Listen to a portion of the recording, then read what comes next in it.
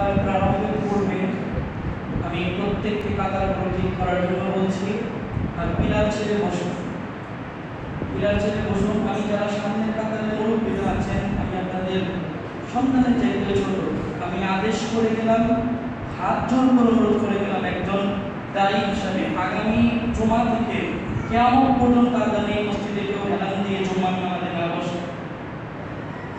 এগুলোকে ঠিক করবেন, কাতারগুলোকে পূরণ করবেন। আমরা জানি না, আমরা বুঝি না, এটা আমাদের ভুলবশত হয়। বকা দেবেন না, বাচ্চারা যুবকরা যারা আসবে, দেখো এভাবে বসিস না, যদি আমরা বলেন ইনশাআল্লাহ এভাবে আস্তে আস্তে ঠিক হয়ে যাবে, তাই না? আমরা কাউকে ধমক দেব না, আমরা ভালোবাসা দিয়ে সমাজকে পরিবর্তন করতে চাই। বিশেষ করে মুহাম্মদ রাসূলুল্লাহ সাল্লাল্লাহু আলাইহি ওয়াসাল্লামের অস্ত্র ছিল কি? ভালোবাসা। যখন তিনি যুদ্ধের জন্য তলোয়ার উঠেছেন, তার আগে তার উপর আক্রমণ করা হয়েছে, তিনি প্রথম আক্রমণ করেন। সুতরাং আমাদের এই ভালোবাসাই হবে। আজকের পর থেকে আহলে হাদিস মসজিদগুলোতে আমি আর এগুলো দেখতে চাই না। কেন বলতে হয় এগুলো কথা? খুতবা শুরুতে জীবনেও কোনো আলেমের বক্তব্য শুনিনি, জীবনে জুমা পড়েননি, জুমাতে এগুলো বলা হয়নি যে খুতবা চলাকালে এখান দিয়ে বসা যাবে না। কেউ এটাও বলতে পারবে না চুপ করো, এটাও বলতে পারবে না। এই হাদিসগুলো তো কোনো বাচ্চা বাচ্চা জানার কথা, তারপরে এই ভুলগুলো মেনে নেওয়া যায় না। আহলে হাদিস মসজিদ যদি দাবি করতে হয়, তাহলে আহলে হাদিস হতে হবে, আর না হলে দাবি করে ছেড়ে দিতে হবে, দুইটা। সুতরাং এইভাবে আর যেন না হয়। আল্লাহ রাব্বুল আলামিন আমাদেরকে যেইভাবে তার সুন্নাতগুলো রাসূল সাল্লাল্লাহু আলাইহি ওয়াসাল্লাম পালন করতে বলেছেন, ওইভাবে ঘরে বাইরে মসজিদে সমাজে রাষ্ট্রে পালন করার তৌফিক দান করুন। আমিন। প্রশংসা নিবেদন করছি সে মহান আল্লাহ রাব্বুল আলামিনের জন্য, তিনি সুস্থ সবল অবস্থায় রাতের উত্তপ্ত গরমকে উপেক্ষা করে আপনাদের সম্মুখে পুনরায় দীর্ঘদিন পর আমাকে উপস্থিত করেছেন। আমি খুবই আনন্দিত এবং গর্বিত যে এই ত্যাগপাড়াবাসী আমাকে এখনো ভালোবাসে বিধায় একদিন আগে তারা আমাকে বলেছে যে হ্যাঁ ঠিক আছে আপনি আসুন। আলহামদুলিল্লাহ, যে মহান রব্বুল আলামিনের জন্য তিনি আমাকে এবং আপনাকে খুতবার শুরুতে তার দরবারে উপস্থিত হওয়ার জন্য তৌফিক এনায়েত করেছেন। হৃদয়ের গভীর থেকে বলি আলহামদুলিল্লাহ। দরুদ সালাম বর্ষিত হোক সেই মহান সমাজ বিজ্ঞানীর উপর, তিনি সুন্দর করে সাজানো গুছানো একটি মিল মহব্বতের সমাজ, একটি মাদক মুক্ত সমাজ, একটি হিংসা মুক্ত সমাজ, একটি বিদ্বেষ মুক্ত সমাজ তিনি নিজে গঠন করে তা রাষ্ট্রীয়ভাবে পরিচালনা করে দেখিয়ে দিয়েছেন। আমরা সেই নবীর উম্মত, তার খুশি মুহাম্মদ মুস্তাফা আহমদ মুস্তাফা রাসূলুল্লাহ সাল্লাল্লাহু আলাইহি ওয়াসাল্লামের প্রতি বর্ষিত দরুদ সালাম আমরা প্রত্যেকেই বলি আল্লাহুম্মা সাল্লি আলাইহি আল্লাহুম্মা বারিক আলাইহি।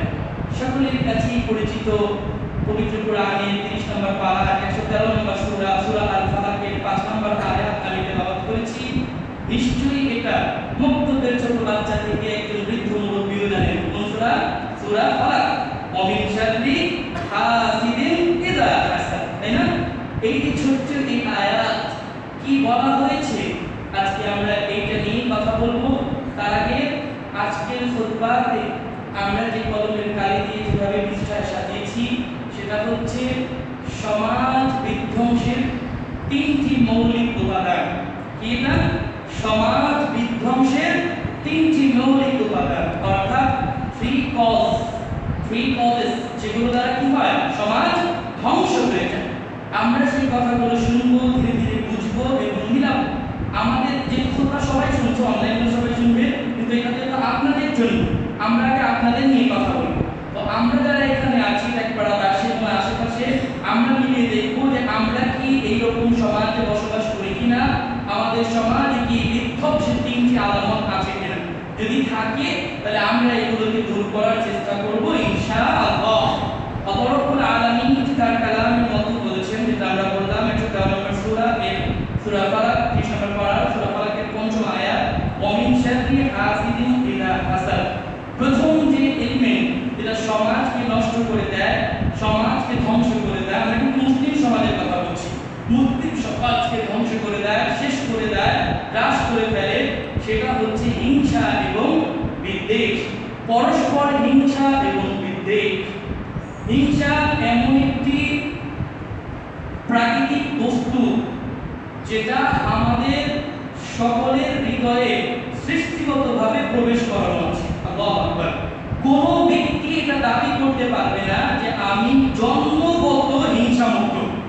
আপনারা কি আমার কথাগুলো বুঝতে পারতেছেন? কোনো ব্যক্তি এটা দাবি করতে পারবে না আমি জন্মগত হিংসামুক্ত। মানে আমি যেদিন জন্মগ্রহণ করেছি না, মায়ের পেট থেকে মাত্র বের হয়েছি, সেদিন আমার এই হাত পা নাক কান চোখ ছিল, এর মধ্যে যা ছিল হাসি কান্না দুঃখ আবেগ, তার মধ্যে হিংসাও ছিল। আল্লাহু আকবার। এই হিংসাটা জন্মগতভাবেই মানুষ নিয়ে আসে। এই জন্য সন্তান ভূমিষ্ঠ হওয়ার পর ফেরেশতাদের পাশাপাশি শয়তানও চলে আসে। শয়তান এসে সন্তানকে খোঁচা মারে এবং তার শক্তি জানান দেয়, এত সহজে আমি তোমাকে জান্নাতে যেতে দেব না। আমার যে গুণাগুণ, শয়তানি গুণাগুণ চিনেন তো? হিংসা, বিদ্বেষ, এগুলি কি আল্লাহর গুণাগুণ? নাউযুবিল্লাহ। কার এগুলো? শয়তানের না? পরস্পর রাহাজানি, মারামারি, কাটাকাটি, দলবাজি, খুনাখুনি, মিথ্যা, অপবাদ, চুগলখড়ি, জিনা, চুরি, ব্যভিচার, যত ধরনের গুনাহ আছে, যত ধরনের খারাপ কাজ আছে, এগুলো কার? শয়তানের পক্ষ থেকে। এগুলো হলো বাম, তাই না? এগুলো হলো বাম। আর যেগুলো আল্লাহ ও তার রাসূলের পক্ষ থেকে সেগুলো কি? ডান দিক। তাহলে আমরা শয়তানের খোঁচার মাধ্যমে শুরু থেকেই একটা মোকাবেলা বা একটা যুদ্ধ, আমরা একটা ফিল্ডের মধ্যে চলে আসি যেখানে আমাদেরকে যুদ্ধাস্ত্র নিয়ে প্রস্তুত হতে হবে। এখন মজার ব্যাপার হলো, যুদ্ধ বললেই না আমরা কেন জানি ভেসে উঠে অস্ত্র, বোমা, কামান। না, এটা আসলে আমাদের ভুল ধারণা। এটা কিছু নাদান, অযোগ্য, অদক্ষ মুসলিমরাও এর পিছনে কাজ করে। এরা না জেনেই বলে যে মুসলমানরা বারবার যুদ্ধ বিগ্রহের কথা বলে। আসলে ঈমান হচ্ছে সবচাইতে বড় অস্ত্র, শয়তান হচ্ছে সবচাইতে বড় দুশমন। আর এই দুশমনের সাথে দুশমনি করব যে অস্ত্র দিয়ে, সেটা হচ্ছে ঈমান। আর এইটাই হচ্ছে একজন মুমিনের যুদ্ধ। গোটা জীবন একটা দেশ এবং দেশে যখন যুদ্ধ লাগে, ওই যে 1971 যেমন হয়েছিল, কয় মাস চলেছিল? সর্বোচ্চ 9 মাস। 1 বছর চলে, 2 বছর চলে, 10 বছর চলে, কিন্তু মানুষের যে ঈমানি যুদ্ধ, এটা একটা মৌলিক সময় থেকে শুরু করে মৃত্যুর আগ মুহূর্ত পর্যন্ত চলমান থাকে। তাহলে একজন যদি এই যুদ্ধের সাথে পরিচয় না হয়, তাহলে সে যুদ্ধ করবে কিভাবে? আজকে এই যুব সমাজ মূলত এগুলো বুঝে না, কিংবা তাদেরকে আমরা বুঝাতে পারি না যে তোমার একটি পরোক্ষ কিংবা প্রত্যক্ষ দুশমন রয়েছে। ইন্না শাইতানা লাকুম আদুউন ফাত্তাখিযুহু আদুওয়া। আল্লাহ রাব্বুল আলামিন বলেন, নিশ্চয়ই শয়তান তোমাদের জন্য শত্রু। এতগুলো শব্দগুলো, শয়তান তোমাদের দুশমন। আমাকে আপনাকে একা বলেননি, পুরো পৃথিবীর মানুষদেরকে বলেছে, মুসলিমদেরকে বলেছে, শয়তান তোমাদের দুশমন। ফাত্তাখিযুহু আদুওয়া, তোমরা তাকে দুশমন হিসাবে গ্রহণ করো। তো এখন তোমরা কি দুশমন হিসাবে গ্রহণ করেছো? তো দুশমন হিসাবে গ্রহণ করলে তো দুশমনকে চিনতে হয়। আমরা তো দুশমনই চিনি না। আমরা দুশমন মনে করি আমার আপন ভাইকে, আমরা দুশমন মনে করি আমার চাচাতো ভাইকে, আমরা দুশমন মনে করি আমার খালাতো ভাইকে। কেন? কারণ সে আমার চাইতে বেশি সম্পদশালী, সে আমার চাইতে বেশি প্রভাবশালী, সে আমার চাইতে বেশি প্রতাপশালী। আমি মসজিদের কমিটি হবার জন্য আবেদন করলাম, আমারে না নিয়ে আমার চাইতে ছোট হয় নিয়ে নিল।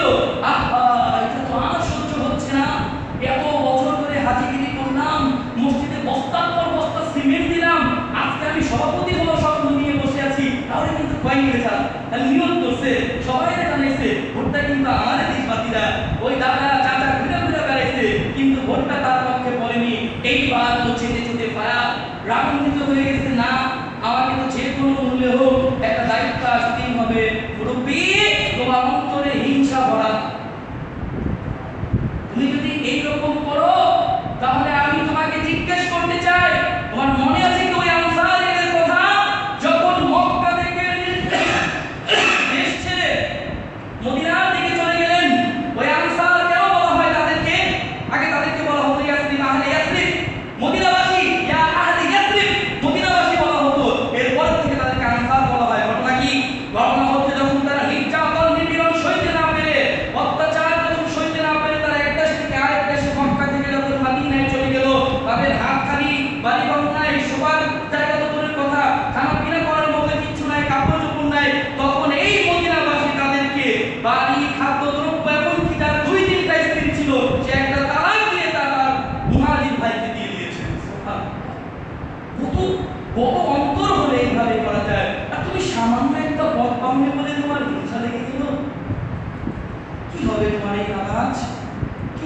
তোমার এই হাজিগিরি, কি হবে তোমার এই আধিপত্য জানিয়ে তুমি ভাবতেছো যে আমি যদি এই সমাজের মধ্যে বড় কেউ হতে না পারি তাহলে তো আমার উপায় নেই। এইটা সমাজ বিধ্বংসের অন্যতম মৌলিক কারণ। আমি চাই প্রত্যেকে এটা অন্তরে লিখে নেন। এক, হিংসা বিদ্বেষ। হিংসা বিদ্বেষ। একটা দল 15 বছর ধরে ক্ষমতায় আছে, আরেকটা দল কেন ক্ষমতায় নাই? হিংসায় গা জ্বলে যাচ্ছে। আবার তারও আবার হিংসা হচ্ছে, আমি যতদিন আছি তুমি আসতে পারবে না, চলো মারামারি করি, কাটাকাটি করি, হিংসা বিদ্বেষ ছড়ায়। এইভাবে হিংসা বিদ্বেষ সমাজ থেকে শুরু করে, ঘর থেকে শুরু করে, রাষ্ট্র এবং বিশ্ব। আমার দেশে এইরকম পারমাণবিক বোমা রয়েছে, ক্ষেপণাস্ত্র রয়েছে, আমি অমুক দেশ, আমার শক্তি এত, দেখো আকাশে আমি আমার এই প্লেন সেটের মোহরা দিয়ে, সমুদ্রের উপরে জাহাজের মোহরা দিয়ে আমি তোমাদেরকে দেখিয়ে দেব। কেন? এই সমস্ত জিনিস কি কোনো মুসলমানদের দ্বারা শোভনীয়? মুসলিম কখনো নেওয়ায় নয়, বরঞ্চ দেওয়ায় বিশ্বাসী। একজন ইমানদার মুসলিম মুসলমান সে সর্বদা চিন্তা করবে যে আমার কাছে যেটুকু আছে আমি তা থেকে যদি পারি আমার পাশের ভাইকে সাহায্য করব।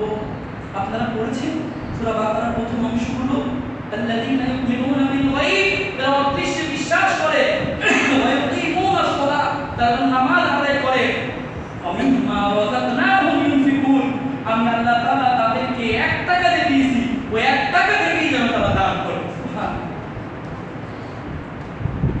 সুতরাং এই যে হিংসা এবং বিদ্বেষ, এটা থেকে সবসময় আল্লাহর নবী আলাইহিস সালাতু ওয়াস সালাম তার উম্মতদেরকে বহু কথা বলে দিয়েছেন, বহু হুঙ্কার দিয়েছেন, বহু তাত্ত্বিক কথা তিনি বলেছেন।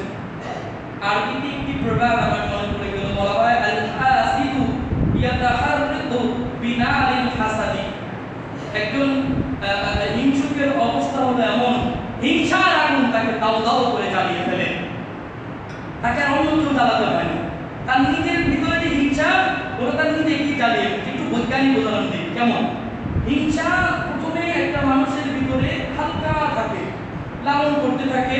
সে দেখে যে এতক্ষণ ধরে আমি এত বছরের পর বছর সারা জায়গাতে ক্যাম্পেইন করলাম, একেবারে বললাম যে এবারের নির্বাচনে আমি দাঁড়াবো, হ্যাঁ তোমরা কিন্তু আমার ভোট দিও। শেষ মুহূর্ত পর্যন্ত সে নমিনেশন পেল না, যে কোনো কারণই হোক, দল তাকে নমিনেশন দিল না, দিল আরেকজনকে। এইবার তার হিংসা শুরু, বুকের সাথে বুক মিলালো, ছবি তুললো, কিন্তু অন্তরের ভিতর থেকে কিনা যায়নি আজ পর্যন্ত। সে মনে মনে ভাবলো তবে রাস্তায় পায় নেই, তারপরে শুরু করলো হামলা, তারপর মামলা, এইবার সবাই সামলা। এইরকম অবস্থা হলে কি মুসলমানদের মধ্যে চলে? দুইজন বন্ধু একসাথে চলাফেরা করো, একটু গ্রুপিংয়ে চলো, তোমার 5 জন বন্ধুর মধ্যে একজনের বাবার একটা অফিসিয়ালি বড় প্রতিষ্ঠান রয়েছে। স্বাভাবিকভাবেই তোমার বন্ধুর কাপড়, তোমার বন্ধুর হাতের মোবাইল, তোমার বন্ধুর বাইক তোমার চাইতে একটু বেশি দামি হবে। তুমি তার সাথে চলাফেরা করো, সেও তোমাকে সম্মান করে, আদর করে, ভালোবাসে। তোমার অন্তরে হিংসা, আমি একদিন তোর মতো হব। এইটা পাওয়ার জন্য আরো 4-5 জন বন্ধু মিলে তাকে ধরে কোনো না কোনো কারণে চিন্তায় করে তার কাছ থেকে মোবাইল বাইক রেখে দিল। এগুলো হচ্ছে পত্র পত্রিকার হরফেশে আমরা এগুলো পাচ্ছি। আমি কি করে বুঝাই? মনে আছে মাত্র 2 মাস আগের কথা, বন্ধু 50,000 টাকা দিয়ে ফ্ল্যাগ জিরোনের ব্যবসা করেছিল 2 বন্ধু মিলে। সে জানতো যে ওই টাকাটা রয়েছে, স্ত্রী মিলে আর এই বন্ধু মিলে তাকে হত্যা করে টাকা নিয়ে গেছে। এগুলো কোথা থেকে সৃষ্টি হয় তোমরা বুঝো না? এগুলোর মূলে রয়েছে হিংসা, বিদ্বেষ, খুব তাড়াতাড়ি লোভ রয়েছে। আমরা যে আজকে খুববার বিষয়গুলো না আমি যেতে পারবো, অনেক লম্বা এবং গভীর আলোচনা হয়ে যাবে। আমরা বিষয় থাকতে চাই, হিংসা মানুষকে তার নিজস্ব হিংসার আগুনেই জ্বালিয়ে তোলে। তাই তো লুকমান আলাইহিস সালাম, নাম শুনেছেন তো? লুকমান আলাইহিস সালাম হাদিসে পাকের মধ্যে আসছে, তার ছেলে তার পুত্রকে ডাক দিয়ে বলেছিলেন, বলা লুকমান লিবনিহি, তিনি বলেছিলেন মিন হাসিদি সালাসু আলামাত, হিংসুক বা হিংসাকারীকে চেনার পরিচয়। ভালো করে শুনুন, আপনারা চিনে যাবেন এরা কারা, আপনার আশেপাশেই আছে। এদের 3টা চিনার পদ্ধতি আজকে লুকমান আলাইহিস সালাম তিনি তার ছেলেকে দিয়েছিলেন। আমি আপনাদের জন্য উপহার হিসেবে খুঁজে নিয়ে এসেছি। তার মধ্যে 1 নাম্বার হচ্ছে ইয়াসসার ইলা কওবা, পিঠ পিছনে একজন আরেকজনের নামে গীবত করে না। সামনে একবার হিসাব চিন্তা করেন, খেলে গেল এইবার আপনি মসজিদে আসেন না, সভাপতির ভোটটা আপনি দিয়ে দেবেন।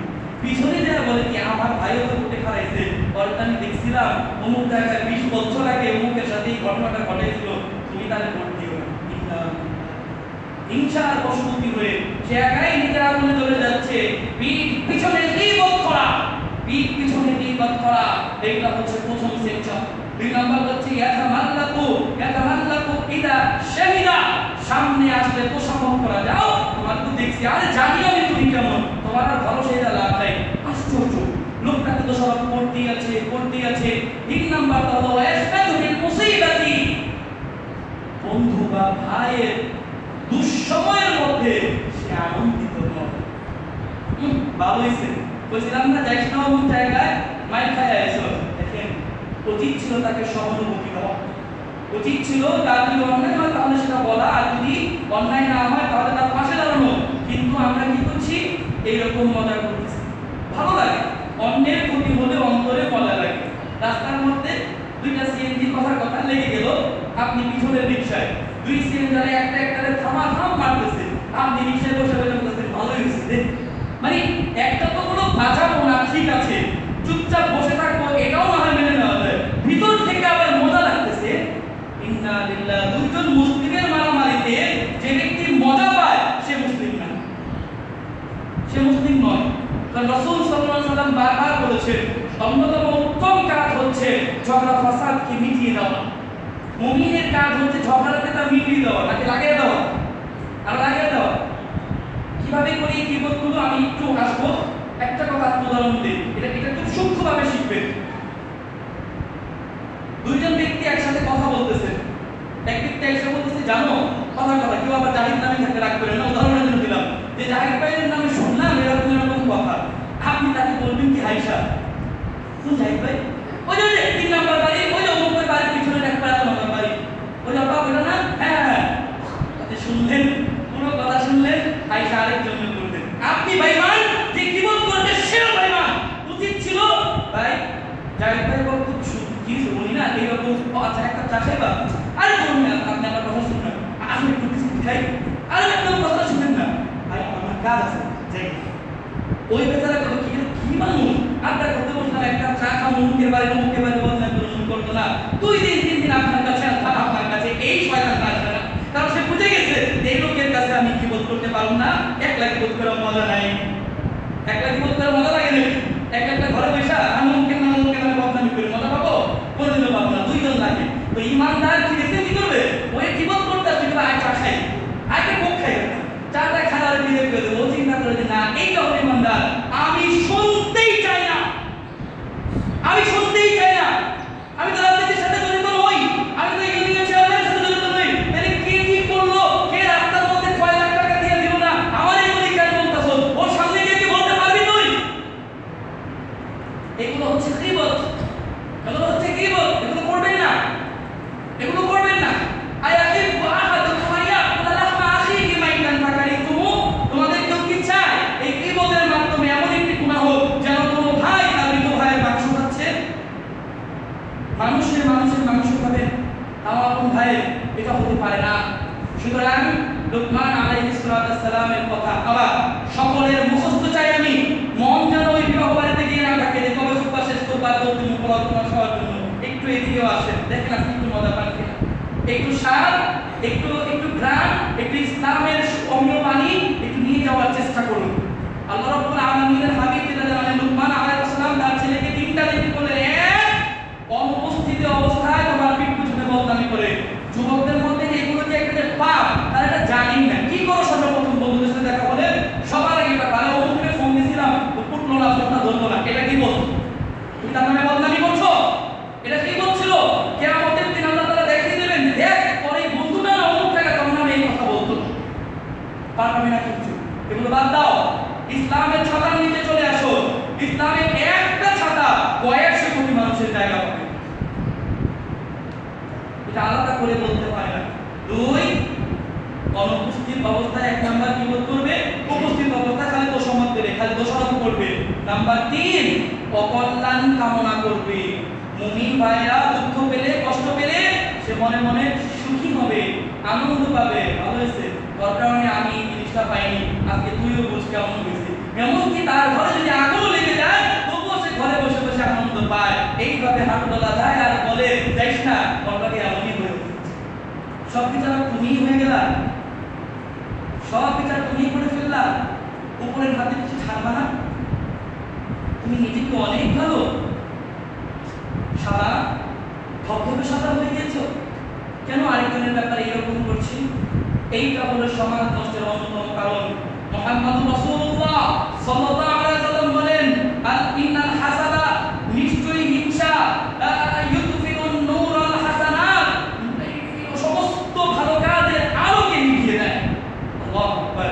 কি করে? হিংসা সমস্ত ভালো কাজের, সমস্ত কল্যাণমূলক কাজের আমলকে ধ্বংস করে দেয়। আল্লাহ নবী মুহাম্মদুর রাসূলুল্লাহ সাল্লাল্লাহু আলাইহি ওয়াসাল্লাম আরো বলেন, এই ছেলেটা আবার হেরান দিয়েছে, মনে শুনে নিন, কিন্তু ঘুমিয়ে আসবে, কি বুঝবা? তুমি যদি 12 বছর খুতবা শুনো, কিছু বুঝবে?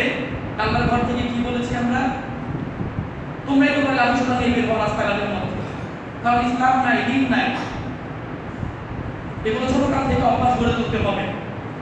খুতবা মারাত্মক বিষয়। খুতবা হলো বাগের গর্জন গর্জন, খুতবা হলো একজন নেতার বক্তৃতা।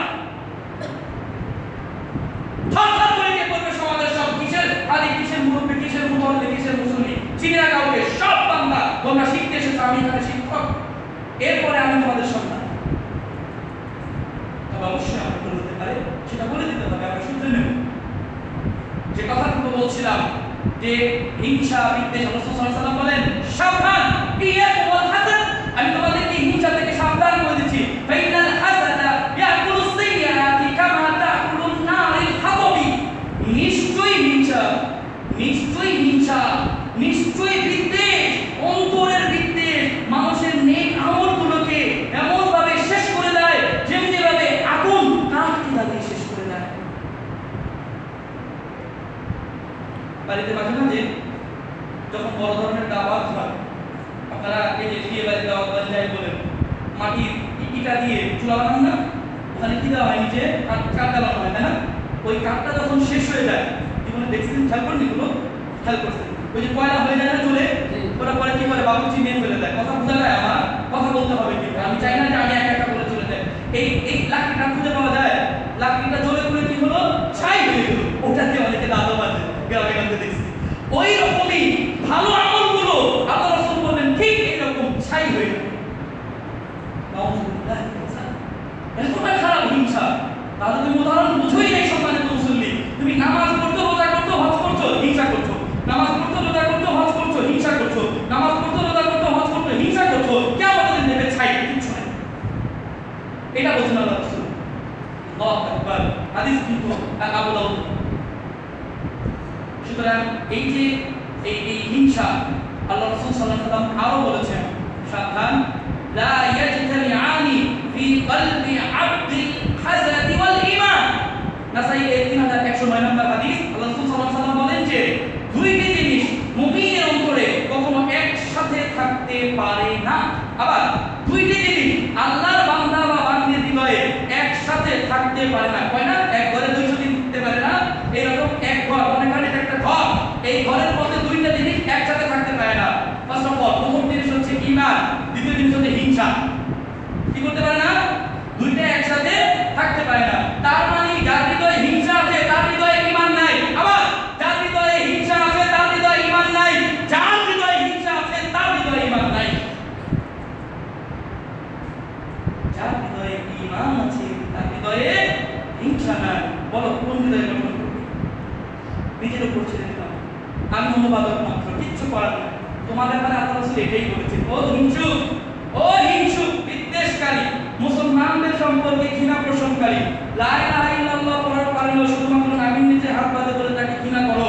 তোমাদেরকে বলছি, তোমাদের এই অবস্থার কারণে, তোমার দল করে না বলে, তোমার নেতা বা নেত্রীর অনুসরণ করে না বলে তুমি তাকে ঘৃণা করছো, তোমার মতো আদর্শে সে আদর্শবান না বলে তুমি তাকে ঘৃণা করছো। তোমার এই বিদ্বেষের ব্যাপারে সবচেয়ে বড় লিডার তিনি বলে গিয়েছেন, হয় তোমার অন্তরে ঈমান না হয় হিংসা, দুইটা একটা, দুইটা একসাথে থাকবে না। সুতরাং সময় এসেছে আমাদেরকে জাস্টিফাই করতে হবে, নিজের দিকে অভিনীত হবে। অন্যের ঘরে অনেক কি করছেন, এইবার একটু নিজের দরজা জানালা বন্ধ করে ভেবে দেখুন যে আমার অবস্থা এবং আমার অবস্থান কোথায়। আমার অন্তরে মনে আছে তো, শুরুতে বলেছিলাম আমরা জন্মই হয়েছি হিংসার সাথে নিয়ে, এটাকে দূর করতে হবে। ওই যে আমরা যে বলি না ওমিন শাররি হাসিদিন ইযা হাসাদ, এটা অর্থ কি জানেন? ইয়া রাব্বি ইন্নী আউযু বিকা মিন শাররি হাসিদিন ইযা হাসাদ, হে আমার রব আমি আপনার কাছে আশ্রয় চাই হিংসুকের হিংসা থেকে। হ্যাঁ, আর আমরা যেটা বলি ওমিন শাররি হাসিদিন ইযা হাসাদ, এটা একটা দোয়া, এটা একটা সূরা, এটা একটা দোয়ার অংশ। সুতরাং বোঝা যাচ্ছে শয়তানের সাথে যুদ্ধ করতে হলে সবার আগে প্রয়োজন আল্লাহর কাছে সাহায্য। আজকের এই খুতবার কথা শেষে আবার মনে করিয়ে দিব, আবারও বলছি, তোমরা যারা চাও হিংসা মুক্ত অন্তর নিয়ে মসজিদ থেকে বের হতে, সবার আগে আল্লাহকে বলবে, আল্লাহ আমার হৃদয়টাকে তুমি হিংসা মুক্ত করে দাও না, আল্লাহ আমার হৃদয়টাকে তুমি হিংসা মুক্ত করে দাও না। আমি সাথে বলে গেলেন আপনার সুপায় দাঁড়িয়ে অন্তরে নাকি ঈমান থাকবে না হয় হিংসা, তা আল্লাহ আমার তো অন্তরে হিংসা ভরা। আমি এত সুন্দর একটা মেয়ে, আমার চাচাতো বোন যখন সেজে গুজে আসে ওকে আমার থেকে বেশি সুন্দর লাগে, আমার তো অন্তরে ভালো লাগে না। কলেজে যখন যাই আমি একটা 17 বছরের মেয়ে, আমার বান্ধবীকে দেখে একটা ভালো কাপড় পরে আমার থেকে বেশি সুন্দর লাগে, আল্লাহ আমার অন্তরে হিংসা লাগতেছে, ওকে দেখে তো আমার ঘৃণা হচ্ছে, ওর প্রতি আমার রাগ হচ্ছে, আল্লাহ তুমি এগুলো সরাও না আমার ভিতর থেকে, আল্লাহ তুমি আমার ভিতর থেকে সরিয়ে দাও না। এরপরে আল্লাহ সরিয়ে দেবেন আর আপনার চেষ্টা চলতেই থাকবে, চলতেই থাকবে, এই যুদ্ধে চলমান থাকবে মৃত্যুর আগ পর্যন্ত। অন্তরের হিংসা যদি অন্তরেই থাকে তাও ভালো, সেটাকে বের হতে দেওয়া যাবে না, কোনোদিন বের হতে দেওয়া যাবে না, ভিতরেই থাকবে, তুই ভিতরেই থাক, তুই গর্তেই থাক, হিংসা তুই গর্তেই থাক। আমি তোকে নিয়ে সমাজে চলতে চাই না, হিংসুটি সমাজ পুরো পুরো পুরো সমাজকে নষ্ট করে দেয়। হিংসুটি সমাজ, আজকে আপনি যার প্রতি হিংসা করছেন সে একদিন বসে আছে না পায়ে নি করে নাকি ছেড়ে দেবে, সে একদিন বসে থাকবে। তাহলে আপনি যে ওই যে প্রবাদটা মনে পড়ে তো, হিংসার আগুন হিংসুককে জ্বালিয়ে দেয়, কিন্তু হাদিস না প্রবাদ, তো এই নিজেকে তো আপনাকে জ্বালিয়ে দিচ্ছে।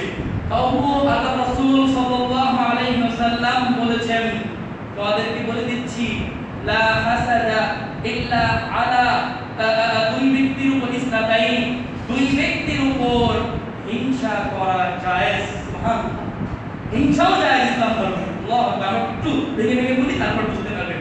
দুই ব্যক্তির উপর হিংসা করা জায়েজ। নাম্বার 1, রাজুলুন, দা পারসন কে আতাহুল্লাহুল কিতাব, যাকে আমি কিতাব দিয়েছি, কুরআন দিয়েছি, ইলম দিয়েছি, আলেম বানিয়েছি, আল্লাহ বলেছেন যাকে আমি আলেম বানিয়েছি, ওই আলেম না মাদ্রাসা পড়া কামিল পাস করা আলেম না, কিন্তু দাওরা পাস করা আলেম না, পিএইচডি করা আলেম না, ডক্টরেট করা আলেম না, কোন আলেম? আল্লাহর দৃষ্টিতে যিনি যা জানে তা পালন করেন, এই আলেম। এই আলেম যাকে আমি বানিয়েছি সে আতাহুল্লাহুল কিতাবা ওয়া ক্বামা বিহি আনা আল-লাইলি, সে এই কিতাব দ্বারা রাতভর জাগে আর সালাত আদায় করে। আবার এক নাম্বার হচ্ছে ওই ব্যক্তি যাকে আমি ইলম দিয়েছি, কুরআন দিয়েছি, হাফেজ বানিয়েছি, আলেম বানিয়েছি, কিংবা হাফেজ বানিয়ে আলেম বানাইনি, যে যা জানে তাই সে পড়ে এবং রাতের বেলা ওই পড়া ওই তিলাওয়াত গুলো করে, কুরআন পড়ে, নামাজ পড়ে, সালাত তাহাজ্জুদ করে, রাত্রিকালে ইবাদত করে।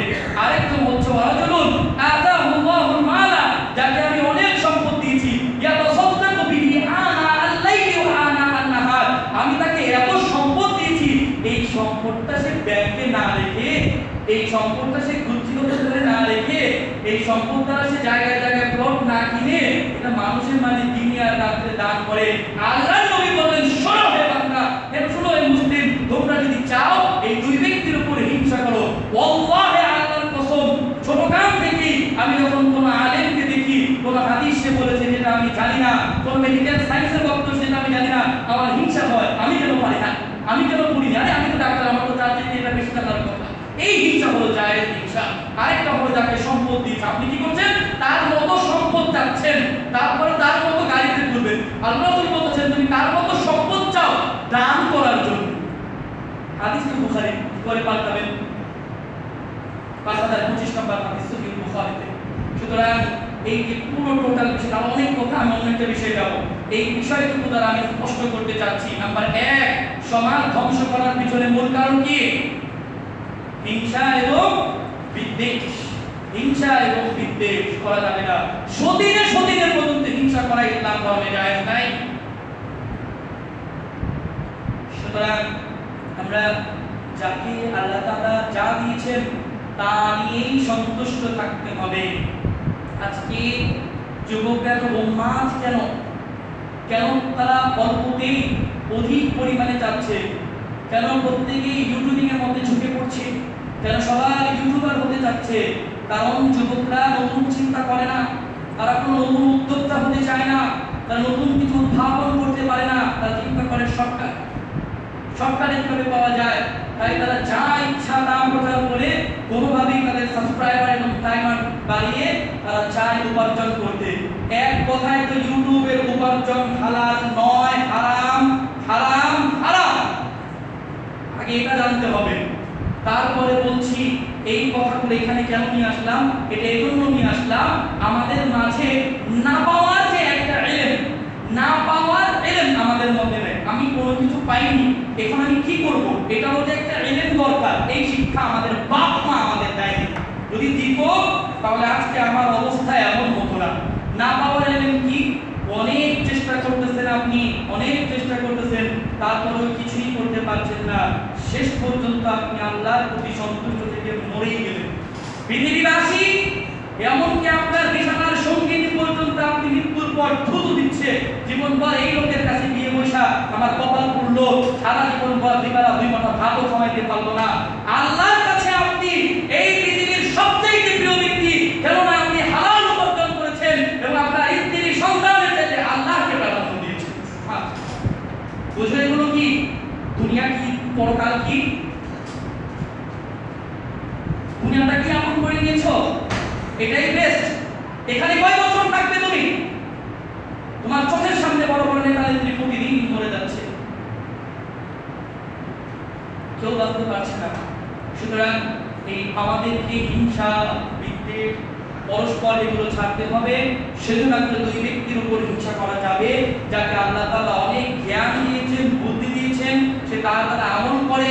যাকে আল্লাহ তাআলা অনেক সম্পদ দিয়েছেন, মান দিয়েছেন, সে সেই সম্পদ আল্লাহর পথে ব্যয় করে। এবার সামাজিক অবক্ষয়ের পিছনে 2 নাম্বার বিষয় হচ্ছে মাদক বা নেশাজাত দ্রব্য। সবার আগে স্পষ্ট করতে চাই, সিগারেটের চেয়ে বড় মাদক আমার দৃষ্টিতে আর কিচ্ছু নাই। কেউ পারলে চ্যালেঞ্জ করে বলো আমাকে, আমি দেখতে চাই। সিগারেটের চেয়ে বড় মাদক আর কিচ্ছু নাই। দাড়ির টুপিওয়ালা জুব্বা পরে যে ব্যক্তি পান দোকানে সিগারেট বেচে, তার ইনকাম হারাম, হারাম, হারাম।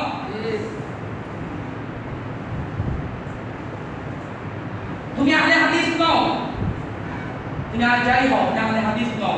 এখন আহলে হাদিস কখনো হারাম বিজনেস করতে পারে না, না না পারে না। কি হবে? লস হবে। মরে যান, মরে যাও। ইমান কোথায় তাহলে তোমার? মৃত্যুকে ভয় করছো? মরবে না। দুনিয়া সুন্দর করার জন্য তুমি হারাম বিজনেস করছো। পার্থক্য এত কি? মদটা প্রকাশ্যে বিক্রি করা যায় না, আর এই সিগারেটটা প্রকাশ্যে বিক্রি করা যায়। এগুলো ছাড়তে হবে না। 13-11 বছরের ছেলেরা রাস্তাঘাটে ওপেন ডান্সে খাচ্ছে। এদের বাপ মা কারা? এদেরকে কি দিয়ে জন্ম দিয়েছে? এরা কি মানুষের পেট থেকে হয়েছে? আমি ঝলস করে বলতে পারবো ওর বাপ সিগারেট খায় না, আমার সন্তান এটা করতে পারে। কখনো কখনো ব্যতিক্রম হয়, ব্যতিক্রম হয়। তুমি ঘরে বসে শিখাও সন্তানদেরকে, শিখাও। শিখাবে না কেন? শিখাবে না বাবা এত বিজি টাকা কামাই করার জন্য সন্তানকে সময় দিতে রাজি না। স্ত্রী এত বেশি রঙিন শাড়ি পরে আর দেখে কোনটাতে সুন্দর লাগে, বাবা আমাকে দেখো না। সন্তান যে অসুন্দর হয়ে গেল, তার চরিত্র যে ধ্বংস হয়ে গেল, এই দেখে তার কোনো হোশ নাই। কোন মুরব্বী কি পারবেন না ওই ছেলেটাকে চটকা মারতে রাস্তার মধ্যে যাচ্ছেন পর থেকে কোনো যেন না দেখি, কিংবা কানটা ধরে তার বাপের কাছে নিয়ে যেতে পারবেন না? তুই তার ঘরে বসে তার বাপের সাথে খা, রাস্তায় না খাবি না? তাহলে আমি নিষেধ করতে পারবো না, এটা আমার বেআইনি হয়ে যাবে। তুই ঘরে বসে তোর বাপ মারবে, আসা রাস্তার মধ্যে খাচ্ছিস না, আমার নাতি নষ্ট হবে। সমাজ পরিবর্তন সকলকে করতে হবে। আমরা তো আজকে বলে চলে যাবো আপনারা এখানে থাকবেন, সমাজ তো আমার নেই, এটা করে কি আমার? এটা তো আপনাদের সমাজ, আপনারা পরিবর্তন করবেন না। খালি যে এত র্যালি যে করে, এই কালো কালো চশমা পরে রাস্তা রাস্তায়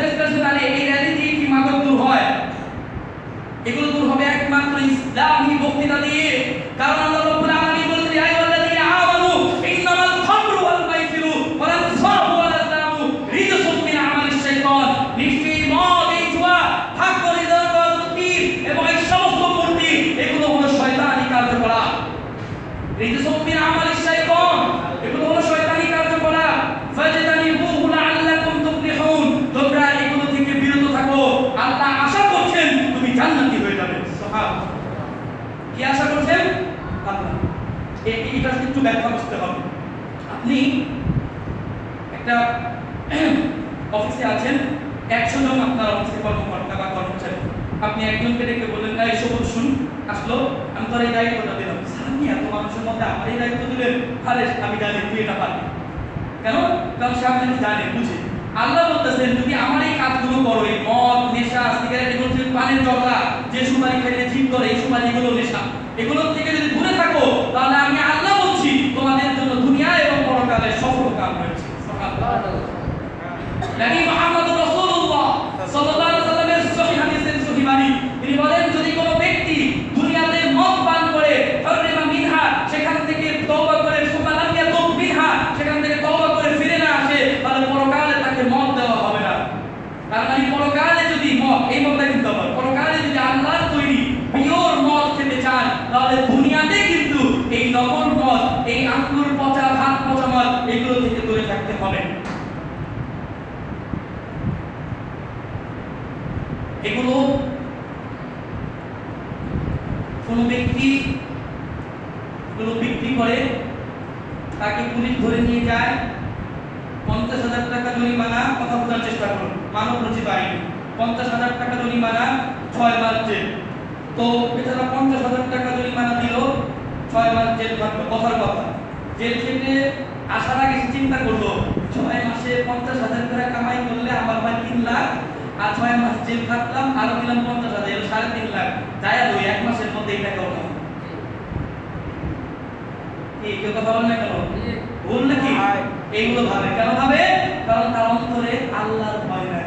কোন মুসলিম যদি ছোটকাল থেকে এই যে বিচ্ছিদের বয়স থেকে যদি শিখিয়ে দেওয়া হয়, বাবা জাহান্নামের আলো তো ওরে বাবা ও কি জাহান্নামের আলো বলতে, বাবা মাপ চা, আমি এটা করবো না। তার বন্ধু যদি আসে সিগারেট খোর, সে বলে করবে যা তোর সাথে আমি নাই। আমার খুব মনে আছে, আমি জানি না তার এই কথাগুলো মনে পড়ে কিনা, আমার খুব কাছের মানুষ, আমি তাকে প্রায় বলতাম, সে তার বন্ধুদের সাথে চলতো, এই 31st নাইটে যেন সে মদ না খায়, তারপরে বিভিন্ন রকমের সভা এই যে অনুষ্ঠানগুলো যেন না খায়। সে কিন্তু জানতো না আমি এগুলো কেন করতাম। হয়তো তার কাছে মনে হতো যে আমার মধ্যে হিংসায় বলতেছে, কিন্তু আমার রব জানি আর আমি জানি আমি তার কত বড় কল্যাণকারী ছিলাম। হয়তো আজকে সে শুনছে বা শুনবে বা নাও শুনতে পারে, কিন্তু সেটা জানে না আমি যে আপনাদের কতটা কল্যাণকারী তা আপনারা বুঝতে পারছেন। সমাজের মধ্যে এখন তো গোপন পদ্ধতি, সব কথা উপায় বলতে হয় না, তবুও বলে দিয়ে যাচ্ছি। কিছু লোক বুঝে নেন, কিছু লোক চায় না এই সমাজ মাদক মুক্ত হোক। এখানে অনেক র্যাঙ্কিং জড়িত, অনেক র্যাঙ্কিং জড়িত, অনেক প্রশাসনের লোক জড়িত, অনেক নেতা জড়িত, অনেক সমাজের ছদ্মবেশী হুজুর জড়িত, যারা হুজুর না, অনেক যারা শ্রবণকারী তারা জড়িত। এরা কখনো চাইবে এত বড় ব্যবসাটা চলে যাক? কখনো চাইবে না। এটা চাইবে একজনই, তিনি হচ্ছেন মুহাম্মদুর রাসূলুল্লাহ সাল্লাল্লাহু আলাইহি ওয়াসাল্লাম। তার কাছে যখন সবে মেরাজের নজরিতে পাত্র নিয়ে আসা হলো, একটার মধ্যে শরাব আর একটার মধ্যে দুধ, তিনি মদের পাত্র গ্রহণ না করে দুধের পাত্র গ্রহণ করলেন। ওই নবী মোহাম্মদ দুনিয়া যা আসছে জীবন পরিবর্তন করতে 3 শ্রেণীর লোক খুতবার মধ্যে উপস্থিত হয়। আমি গবেষণা করেছি, বেশিরভাগ বাংলাদেশে 2 শ্রেণীর লোক, কিন্তু আমি 3টা বলছি। এক শ্রেণীর লোক যারা মুরব্বী, বয়স হয়ে গিয়েছে, খুতবা শুনতে আসে, বাড়িতে কি করবো, লজ্জা লাগে, আজান দিয়ে দিচ্ছে আর আসবো না, তারা নামাজে প্রথম কাতারে চলে আসে। প্রথম কাতারে তারা চলে আসে, তারা এসে খুতবা শুনে, এবং এদের মধ্যে অনেকেরই মন চায় যে আমরা তো সব সারা জীবনই, তারা যখন যুবক ছিল, যখন ছোট ছিল, তখনও তারা এই কাজটা করতো, এবং এরা 10টার কথা শুনে 1টা 2টা 3টা আমল করার চেষ্টা করে, বাড়িতে গিয়ে বলে। 1 নাম্বার। 2 নাম্বার কিছু লোক হলো যারা সব সময় খুতবার শেষে আসে। এরা চিন্তা করে যদি এই মুহূর্তে বাড়িতে থাকি, মা লাজমিয়া পেবো, আরাম দাদা এখনো পর্যন্ত নামাজ পড়তে গেলি না, বন্ধুরা থেকে বলতো তোমার নামাজ পড়ছ নেই, এই কারণে আসছে। 3 নাম্বার হলো আরেক শ্রেণীর লোক যারা চিন্তা করে যাই আর কি করব, সময় তো আছে। এই 2 শ্রেণীর লোকই হচ্ছে নিকৃষ্ট।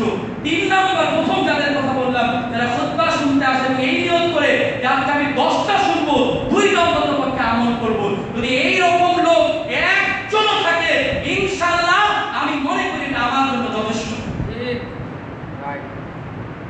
সুতরাং তোমরা যারা এখানে উপস্থিত আছো, তোমাদের মনকে জিজ্ঞেস করো আজকে কেন এসেছে এই মসজিদে? পরিবর্তন করার জন্য না গত জুমায় তো নামাজ পড়তে পারো চলে যায়, আরে গেলাম একটা পানি করে একটু পরে বের হবো, আবার ডিএফএ ফোন দিবো, তার সাথে ঘুরতে যাবো, বন্ধু বান্ধবদের সাথে সিগারেট খাবো। যদি পরিবর্তনের ইচ্ছা না থাকে, আল্লাহর ওয়াস্তে বলছি ইসলাম ধর্ম ছেড়ে অন্য জায়গায় চলে যাও। ফাইতালি করার জন্য এই ধর্ম নয়। তুমি এটাও করবা ওইটাও করবা, তোমার কি এটা ভাবদানার জমিদারি নাকি?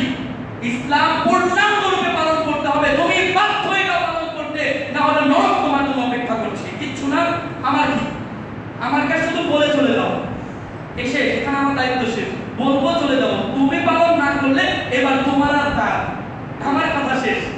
এবার আসি 3 নাম্বার বিষয়, সুদ। শেষ করে দেব খুতবা।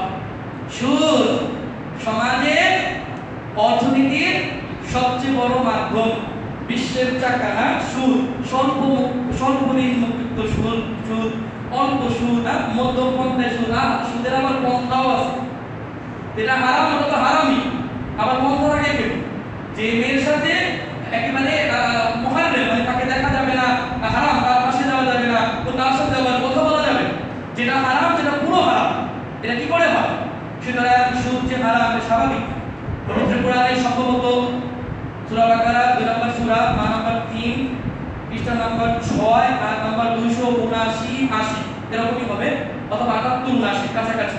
রব্বুল আলামিন বলেছেন, ফাইল্লাম ইয়া আইয়ুহাল্লাযীনা আমানু, হে ঈমানদারগণ, ইত্তাকুল্লাহ, আল্লাহকে ভয় কর, ওয়াদারু মা বাকিয়া মিনার রিবা, এক পাড়ায় বসে খুতবা শোনার সাথে সাথে তুমি যদি সুদকে ছেড়ে দাও, তুমি ঈমানদার হয়ে থাকো।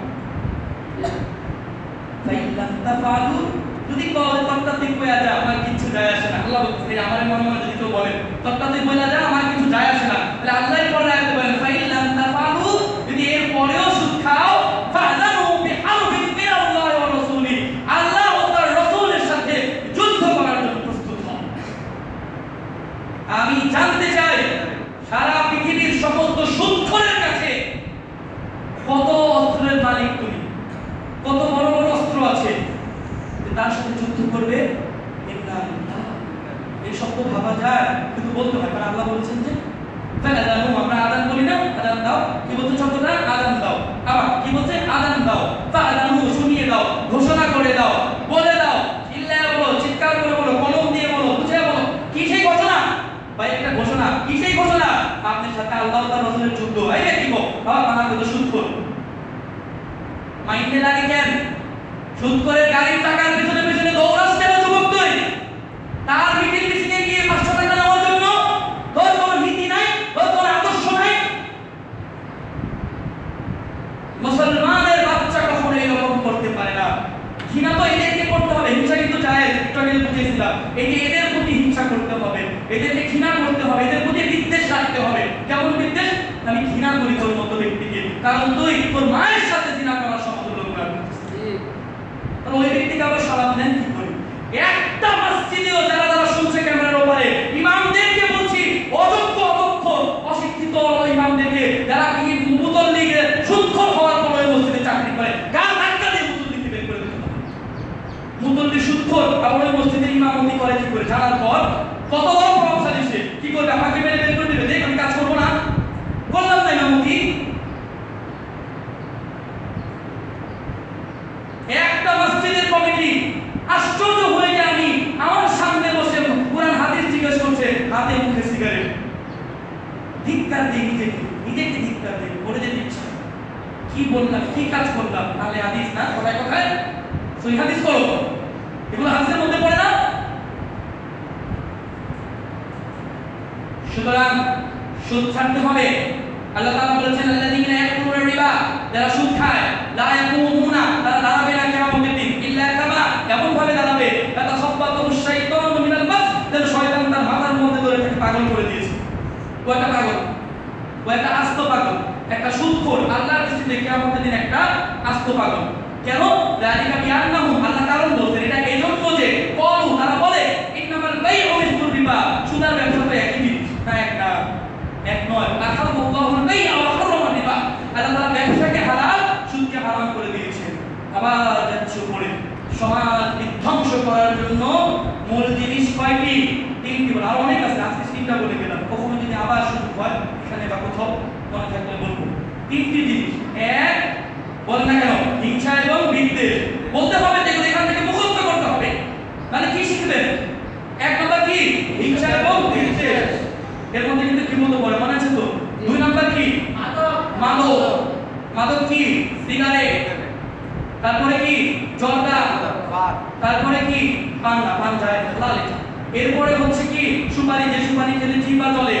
এরপরে নামে বেনামে ইয়াবা বাবা গাঁজা চ্যারেট হিরোইন যা আছে যত রকমের, ছোট ট্যাবলেট হোক বড় ট্যাবলেট হোক, নেশা ডাইরেক্ট নেক ইনডাইরেক্ট নেক। তারপরে কি বলে সীসা, সীসা হারাম, সীসা হারাম। অনেকে কিন্তু সীসা বারে সীসা খায় যুবকেরা।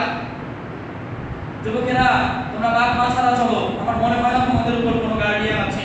কারণ কুকুর বিড়াল রাস্তাঘাটে যেভাবে চলে, যাদের কোনো পরিবার নাই, আমরা মুসলিমরা এইভাবে চলি। কথা খারাপ লাগলে আমার কিছুই করার নাই, সত্য তিক্ত, মিথ্যা হলো মিষ্ট।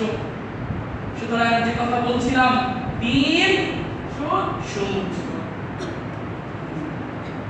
মসজিদ কমিটিতে কোন অবস্থাতে হিংসা বন্ধের বিষয়, হিংসাটা বাদ দিলাম। মসজিদ কমিটিতে প্রকাশ্যে কোন সুদখোর কমিটি হিসাবে দায়িত্ব পাবে না, পাবে না, পাবে না। সবাই বলে ইনশাআল্লাহ, ইনশাআল্লাহ। যারা বলেন এরকম হয় চায় মনে করে এরকম নেতা আমাদের উপর লানত করবে এভাবে। কারণ আল্লাহ রাসূল বলেছেন মুসলিম শরীফের হাদিস, লানাল্লাহু আকিলা রিবা ওয়া মুকিলা ওয়া শাহিদা ওয়া কাযিবাহু। সুদখোর সুদে লেখে, সুদে দেখে যে সাক্ষী হয়, তারা প্রত্যেকই আল্লাহর লানত প্রাপ্ত। সুতরাং যে উকিল সাহেব বসে বসে ওকালতি এলএলবি এলএলএম পাস করে সুদের ব্যবসার দলিল লিখতেছেন, আপনি ভাইবেন না যে আপনার ব্যবসা হালাল। এত সহজ না। বন্ধু চল একটু এই কিছু না, একটু চলে সাইন দিন, বন্ধুকে সাইন দিল, ওই ওই ওই আলামে চলে গেল, সাইন দিলা কেন? সুদের সাথে সাক্ষী হলে কেন? সুতরাং সমাজকে পরিবর্তন করতে হলে এই তিনটি জিনিসকে ঘর থেকে, নিজেদের সমাজ থেকে, নিজেদের জীবন থেকে, সবার প্রথমে নিজেদের অন্তর থেকে দূর করতে হবে। যদি তুমি আমি তুমি বা আমরা এই সমাজকে এগুলো থেকে মুক্ত করতে না পারি, কোনোদিনও সফলতা আসবে না। আজকে চিন্তা করতে হবে যে আমার তো একটা পরকাল আছে, তাই না? আমি তো বিশ্বাস করি যে আমাকে একজনের সামনে দাঁড়াতে হবে। فكيف إذا جمعناهم ليوم لا ريب فيه। তাদের অবস্থা কি হবে? আল্লাহ বলেন যখন তাদেরকে একত্রিত করানো হবে ওই দিন, যেই দিন সম্পর্কে কোনো প্রকার সন্দেহ নেই। ওয়াফিয়াত কুল্লু নাফসিন মা কাসাবাত ওয়া হুম লা ইউলামুন। তারা যে যা করেছে তাদেরকে তা পূর্ণরূপে হিসাব করে দেওয়া হবে। নে বা সুদে আসলে দেখ প্রথম একটি জিনিস এখানে বলে দিয়ে যাচ্ছি, সব জায়গায় আমাকে বলতে হবে না, আমার এই গবেষণায় প্রথম বলা। আমি ইদানিং লক্ষ্য করছি অধিকাংশই যুবক ছেলেপেলেরা রাস্তায় হাঁটুর উপরে প্যান্ট পরে হাঁটাহাঁটি করে, পায়ে টেনে ঝুলিয়ে ফেলতে হবে ইসলামিক রাষ্ট্র হতো আমি নিজে, কিন্তু এটা সম্ভব না। তাই বাপ মাকে বলছি, লজ্জা লাগে না তো? ধর্মকে আসলেও মানে আমরা কি আসলেও কি ধর্ম পালন করতে মন চায়? বুকটা হাত দিয়ে বল, আসলে কি মন চায় নাকি খারাপ লাগে? নাকি সুবহানাল্লাহ তুমি কি শুনতে মন চায়? কিন্তু আসবো আপনাদের প্রশংসা করে দেবো, ওদিন তো ভালোই ছিল, কত প্রশংসা করছে। না না, ওগুলো আমার দ্বারা নয়, ওইসব আশা আমার দ্বারা জীবনও করবেন। পরিবর্তন নিয়ে আসছি। যদি আপনারা কিয়ামতের দিন আমার সাথে দেখা হয়, ওই দিন বুঝতে পারবেন যে আমি আপনাদেরকে কতটা ভালোবেসে কথাগুলো বলি, কতটা চিন্তা করে খুতবাটা দিয়ে গেলাম, কতটা গবেষণা করে, কতটা রাত জেগে। সুতরাং আজকের পর থেকে যে সমস্ত ছেলেপেলের বয়স যৌবন চলে আসছে, তারা যেন এইরকম হাঁটুর নিচে প্যান্ট পরে, হাঁটুর উপরে প্যান্ট পরে যেন রাস্তাঘাটে যেন ঘোরাফেরা না করে, এগুলো অভ্যাস ভালো না, এটা দূর করতে হবে। সুতরাং এটা একটা স্বভাব। আমি পরিবর্তনের জন্য সামাজিকভাবে পিতা মাতাকে বলছি, সর্বোপরি সম্মানিত উপস্থিতি, এরা এই কাজগুলো হয়তো আজকে আগে ছোট করে দিতাম, আমাদের হৃদয়ে হয়তো বিষয়টা এমন আসেনি যে আরে ঠিক আছে একটু একটু খাই গোল টোল, এটা কোনো অসুবিধা নেই, এটা তো অনেকে মাকরু বলছে, আমি খাই না। আমার কথা কি জানেন, বিশ্বাস করেন আপনাদের জন্য একটি সারপ্রাইজ দিয়ে যাচ্ছি। যদি আজকের পর থেকে নিয়ে যত কোটি টাকার সুদ খাইছেন, যত লক্ষ টাকার সিগারেট খাইছেন, পান জর্দা খেয়েছেন, গুল খেয়েছেন, যত মানুষের প্রতি হিংসা করেছেন, যদি হিংসা করার মাধ্যমে কারো ক্ষতি করে কেউ মরেও যায় আপনার কারণে, আপনার এই সবটুকু গুনাহ আল্লাহ রাব্বুল আলামিন তওবার মাধ্যমে ক্ষমা করে দেবেন। সুবহানাল্লাহ। এখন এই মুহূর্তে 19 নম্বর পারার 5 নম্বর পৃষ্ঠায় সূরা ফুরকানের মধ্যে রব্বুল আলামিন উল্লেখ করেছেন যে ইল্লা মান তাওবা, এখন একবারে বসে তওবা কর ওয়া